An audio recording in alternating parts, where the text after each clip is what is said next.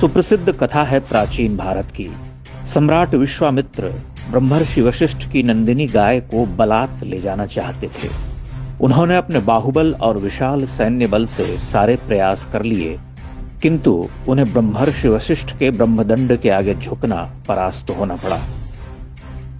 पुराण में ऐसी अनेक कथाएं मिलती हैं जब ब्राह्मणों के आत्मबल के आगे बड़े बड़े सम्राटों को नतमस्तक होना पड़ा।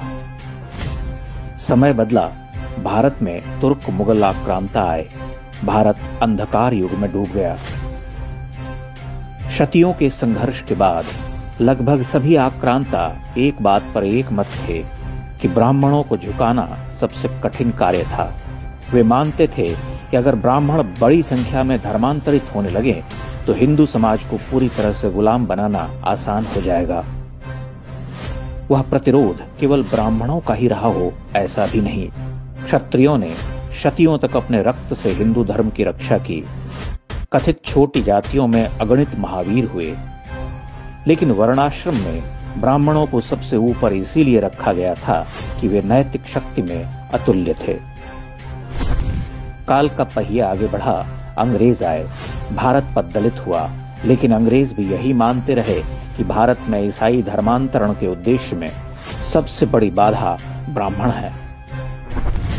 इतिहासकार मीनाक्षी जैन लिखती हैं, ब्रिटिश शासक शिक्षित ब्राह्मणों को सदैव आशंका की दृष्टि से देखते थे।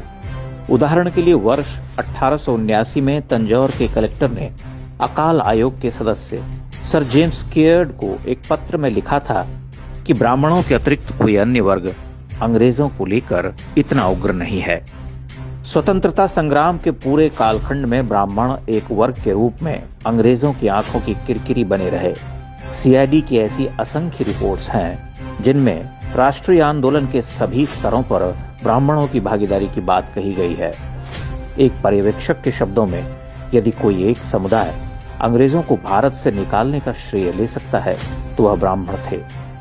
ब्रिटिश राज की गोलियों से जो लोग मारे गए उनमें लगभग 70% ब्राह्मण थे।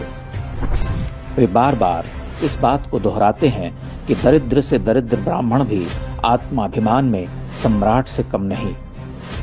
तुर्कों के आगमन से 1500 वर्ष पहले सिकंदर ने भी दांड्यायन नामक ऋषि को झुकाना चाहा था।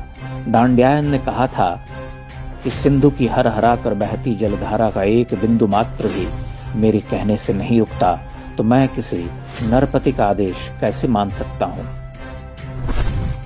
आज जब समय समय पर वामपंथी विचारधारकों को ब्राह्मणों के विरुद्ध विश्वमन करते हुए देखते हैं तो हमें समझ लेना चाहिए कि उनका कष्ट क्या है।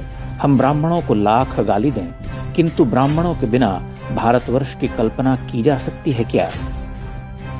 वामपंथी जो मूलतः हिंदू संस्कृति के बैरी हैं, उनके नकारात्मक प्रचार तंत्र के सबसे बड़े शत्रु ब्राह्मण हैं। आप ध्यान दें कि वामपंथियों को सबसे अधिक घृणा प्राचीन भारत की महान संस्कृति से ही क्यों है? वह निरंतर हिंदू धर्म को नीचा दिखाने का उपक्रम करता रहता है। पिछले 100 वर्षों का इतिहास लेखन देखिए, वह ब्रह्म स्वरूप आदि शंकर से लेकर महाकवि तुलसीदास को ही अपना सबसे बड़ा बैरी क्यों मानता है? वामपंथियों की बेचैनी इन दिनों बहुत बढ़ गई है। वे षड्यंत्र के लिए वैश्विक स्तर पर प्रयास कर रहे हैं, लेकिन सफलता नहीं मिल पा रही। राजसत्ता से दूर हो जाना एक महाकष्ट है। ऊपर से कथित छोटी जातियों का सांस्कृतिक पुनर्जागरण उन्हें परेशान कर रहा। वे देख रहे हैं कि हिंदू एकता बढ़ रही है, आर्यों के विदेशी होने का सिद्धांत छिन्न भिन्न हो चुका है, जात पात के नाम पर बांटने का कुचक्र टूट रहा। उनके राजनीतिक आका बार बार परास्त हो रहे, तो बार बार इस नैरेटिव को स्थापित करने का प्रयास करते हैं कि ब्राह्मण विदेशी हैं, ब्राह्मणों के नाम पर घृणा का बीज बोना चाहते हैं। आप जानते हैं कि जवाहरलाल नेहरू और जादवपुर विश्वविद्यालय वामपंथियों के गढ़ हैं। ले देकर उनके यही गढ़ बचे हुए हैं, तो वहां से ये विष उगलते रहते हैं। हिंदू समाज को ब्राह्मण, राजपूत, बनिया और अगड़ा पिछड़ा से ऊपर उठकर देखना होगा।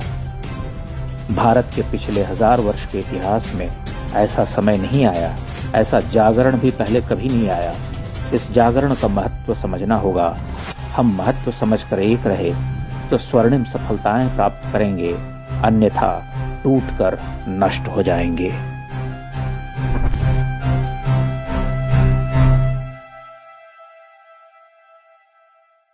इंडेक्स ऑनलाइन के वीडियो समाज को समर्पित हैं। आप इनको डाउनलोड करके जैसे चाहे वैसे प्रयोग कर सकते हैं। चाहे तो आप हमारे टेलीग्राम चैनल से जुड़ सकते हैं। वहां सारे नए पुराने वीडियो आपको मिल जाएंगे। हमारे सोशल मीडिया लिंक हर वीडियो के डिस्क्रिप्शन में होते हैं। हमारा एकमात्र उद्देश्य हिंदू समाज को जागृत और एकजुट करना है। इसमें सहभागी बने। धन्यवाद।